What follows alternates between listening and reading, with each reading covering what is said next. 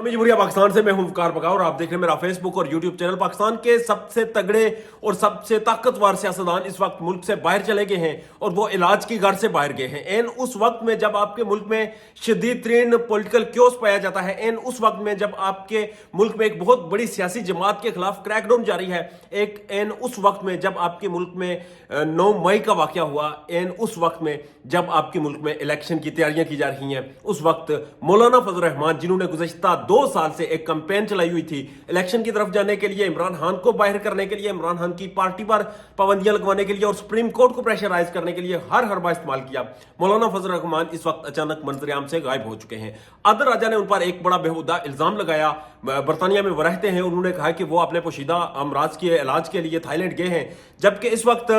इस पर अहम डिबेट जो होती है वो उस वक्त शुरू हुई जब हारून रशीद साहब के प्रोग्राम में इस बात को डिस्कस किया गया और हारून रशीद साहब ने बड़ा जूम मैनी कहका लगाकर कहा कि ये जो बातें हैं ये गैर मुसद्दका हैं। लोग थाईलैंड क्यों जाते हैं, उनका तर्जमान ये कह चुका है कि वो कमर के इलाज के लिए थाईलैंड गए हैं और आप बेहतर जानते हैं कि लोग वहां पर कौन सा इलाज करवाते हैं। बहुत सी चीजें हैं जो नॉन सीरियस हैं जिन पर मैं बात नहीं करना चाहता, मगर माजी में हमने देखा कि मौलाना फजल रहमान और वो अपना हरीम शाह के जो मामलात चले, जिस तरह से टक्कर लगी और फिर हरीम शाह से माफिया मंगवाई गई, हमने माजी में देखा कि मौलाना फजल रहमान ने दर्रों में खड़े होकर इमरान खान के खिलाफ कौन सी जुबान इस्तेमाल की, उन्होंने किस किस तरह से लोगों की इज्जतों को उछाला। और हमने माजी में यह भी देखा कि मौलाना फजल रहमान ने किस किस तरह के फतवे जारी किए। तो एन उस वक्त में जब एक तरफ आपके हाथ में फतवों की एक लंबी लिस्ट हो, दूसरे हाथ में आपके पास आर्टिकल 62 और 63 हो, और फिर आप ये कहें कि यहां पर जो भी मावराए शरीयत काम करेगा वो दायरा इस्लाम से खारिज हो जाएगा।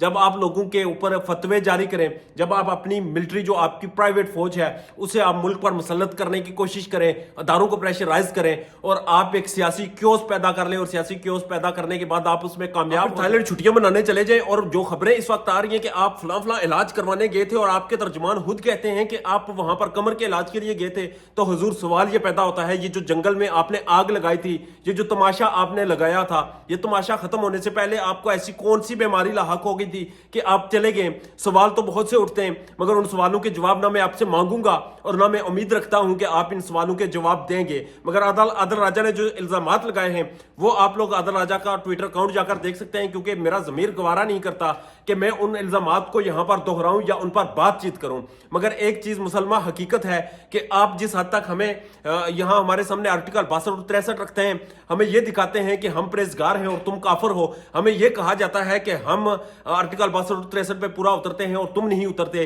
तो सच ये है कि पाकिस्तान में जो 5 स्टार होटल्स हैं वहां पर जो शराबें आप लोगों ने चलाई होती हैं, आपकी जो प्राइवेट पार्टीज होती हैं वहां जो कुछ होता है, हमने आपकी ही जमात के उलमा इकराम को देखा कि वो कैसे गंदे और गुनौने काम करते हैं, जिनकी वीडियोस हमारे सामने आई। मेरा पॉइंट फिर भी वो चीजें नहीं, मेरा पॉइंट सिर्फ और सिर्फ ये है कि आप हमें उस ट्रक की बत्ती के पीछे ना लगाएं जिसके पीछे आप खुद नहीं चल सकते। आप हमें यह ना बताएं कि ये ठीक है और वो गलत है। आप हमारे ऊपर लोगों को आकर मुसल्लत ना करें, हमारे ऊपर अपनी आराम मुसल्लत ना करें। हम मुसलमान हैं, हम जानते हैं हमने जिंदगी कैसे गुजारनी है। हमें आप ये ना बताएं कि हमने ऐसे जीना है या ऐसे मरना है, क्योंकि आप इस वक्त आपकी खुद शख्सियत, आपके खुद जो इस वक्त किरदार है वो मुतनाज़ा हो चुका है। तो बराए मेहरबानी आप पर जो तनाज़ात खड़े हुए हैं, जो आप पर पाकिस्तान की अवाम सवाल खड़े करती है, आप पाकिस्तान की अवाम के नुमाइंदे हैं, आप पार्लियामेंट में बैठने की कोशिश करते हैं, आप मुल्क और मुसल्लत होने की कोशिश करते हैं, तो पहले अपने ऊपर लगे हुए दागों को धोइए, उनके सवालों के जवाब दीजिए, उसके बाद हम पर आकर फतवे लगाइएगा। वरना जब तक आप वहां पूरे नहीं उतरते तो हमें ना बताइएगा कि क्या ठीक है और क्या गलत है। और इस वक्त जो कुछ मुल्क में हो रहा है, जिसकी पाकिस्तान कीमत अदा कर रहा है, इसकी सिर्फ और सिर्फ